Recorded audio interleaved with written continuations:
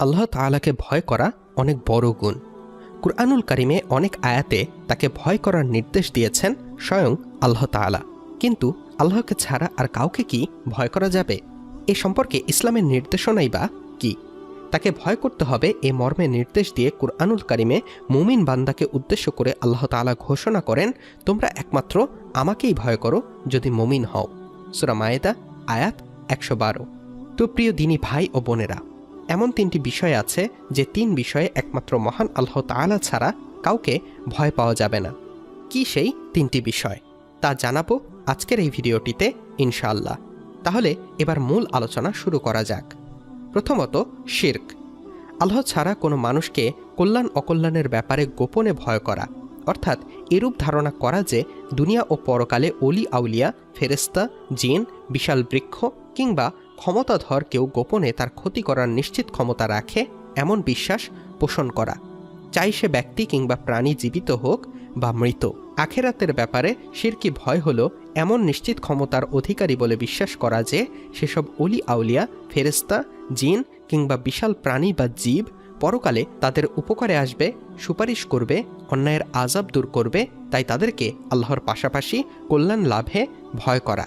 যদি কেউ তাদের সমালোচনা কিংবা তাদের কোনো অন্যায় কথা অবমাননা করে, তবে দুনিয়া ও পরকালে তাদের নিশ্চিত ক্ষতি হবে, এমন বিশ্বাস পোষণ করা।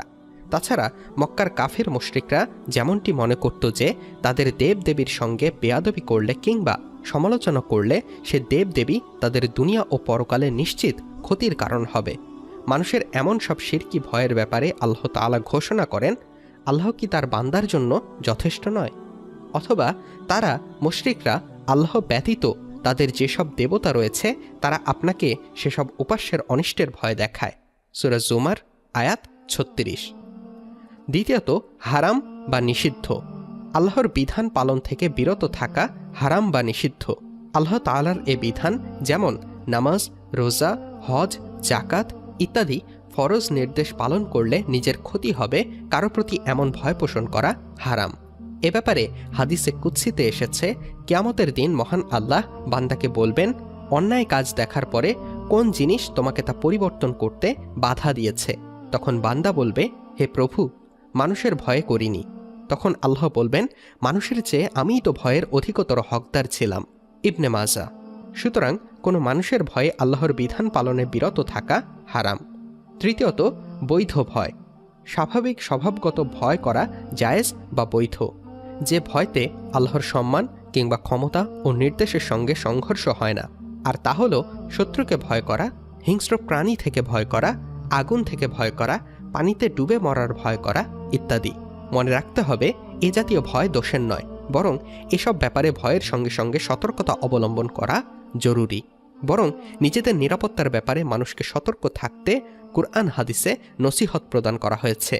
আল্লাহ তাআলা কুরআনুল কারিমের অনেক আয়াতে তাকে ভয় করার নির্দেশ দিয়েছেন, আর যারা তাকে ভয় করে চলে তাদের জন্য অসংখ্য কল্যাণের ঘোষণা দিয়েছেন। সুতরাং শুধুমাত্র আল্লাহ তাআলাকে ভয় করতে হবে। স্বভাবগত বিষয় ব্যতীত আল্লাহ ছাড়া অন্য কাউকে ভয় করা যাবে না। আল্লাহ তাআলা মুসলিম উম্মাহকে কুরআন ও হাদিসের নির্দেশনা অনুসারে তাকে ভয় করার তৌফিক দান করুন। ভয় করার মাধ্যমে ইবাদত বন্দেগীতে নিজেদের নিয়োজিত করে দুনিয়া ও পরকালের যাবতীয় কল্যাণ লাভ করার তৌফিক দান করুন। সেই সাথে আল্লাহ বাদে কারো ভয় যেন অন্তরে না থাকে, তেমন ঈমানদার হওয়ারও তৌফিক দান করুন। আমিন। আজ থেকে আমরা একমাত্র আল্লাহ তাআলা ছাড়া কাউকে ভয় করব না। যদি এই কথার সাথে আপনি একমত হয়ে থাকেন তাহলে কমেন্ট বক্সে ইনশাআল্লাহ লিখুন। আমাদের ভিডিওটি আপনার ভালো লেগে থাকলে তবে একটি লাইক ও কমেন্ট করবেন। সেই সাথে ভিডিওটি শেয়ার করে সবার মাঝে ছড়িয়ে দিন। সকলের সুস্থতা কামনা করে আজকের ভিডিওটি এখানেই শেষ করছি। এতক্ষণ আমাদের সাথে থাকার জন্য শুকরিয়া। আল্লাহ হাফেজ।